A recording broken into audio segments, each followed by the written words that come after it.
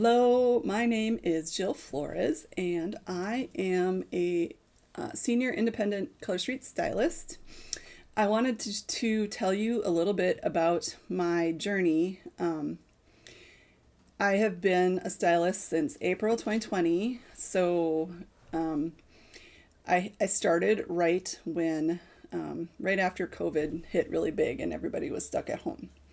Um, Let me tell you what led up to making my decision to become a stylist. Now, I'm going to have to go back in time and talk a little bit about my history to get up to that point. So, way back in like 2012, that was a long time ago, I started running and I started getting back into being an athlete again. I was in high school and I kind of got out of it a little during college and work afterwards. So 2012, I started to take up running again and to start doing some more exercising. And I ended up training and running a couple of half marathons, and I did some little sprint triathlons, and I love triathlon. I fell in love with triathlon. So 2017, I even did, I think it was 2017, we did Disney Princess, me and some friends of mine in Orlando, and that was so fun. It was hard. Let me tell you, it was hard because I'm really slow, so I had to push the pace in order to not get picked up by the bus. In any case, so I had, turned myself back into an athlete again, and then I injured my foot.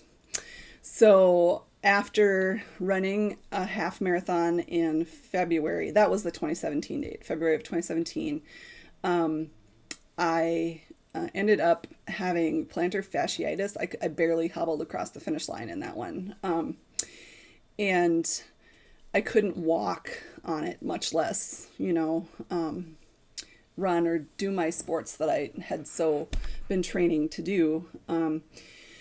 So I went to the doctor and I got physical therapy, and I even actually got some some of those shots in my feet to help get it back in order. And I tried to restart again, and it wasn't going well. I had no motivation. I was I was working with a trainer at the time, and I would show up for things, but I wouldn't do things on my own. So if I didn't have an appointment with someone, I wouldn't go out and run or, do a workout or whatever. And so I was talking to my trainer about this at one point, and I was thinking it was maybe seasonal depression or something. And she said, Jill, you have this more than just in the winter. It's all year round. I think you should go talk to someone. And, that was the first time it clicked for me that maybe, yeah, I do have something more going on. So I went into a doctor and ended up getting on some meds for depression. And that was probably March, right before I signed up for Color Street. So I started feeling better. And on top of this, my current job had changed in the past year. So I think that also contributed. I lost my identity as an athlete, and my job had changed that I didn't like it anymore. So I didn't have a lot to do. So I lost my identity as a hard worker at work.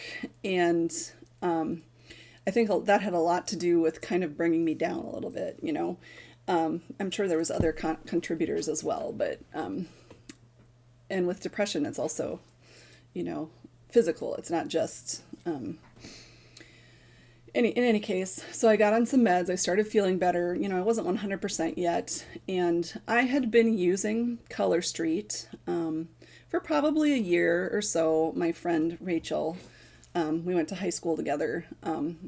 I was in her VIP group and was participating and, putting my nail fees in for the monthly nail fee drawing, and I was ordering stuff all the time. Ooh, that's a pretty one. Ooh, shiny. That's me. Shiny. Ooh, I want it. Any case, I gotta stop saying I took and every once in a while she would post in her group about this considering group that her team had. And if you thought about being a stylist, you could hop in this group and get some information. And she'd post, we're having a night tonight, go check it out. We're doing this.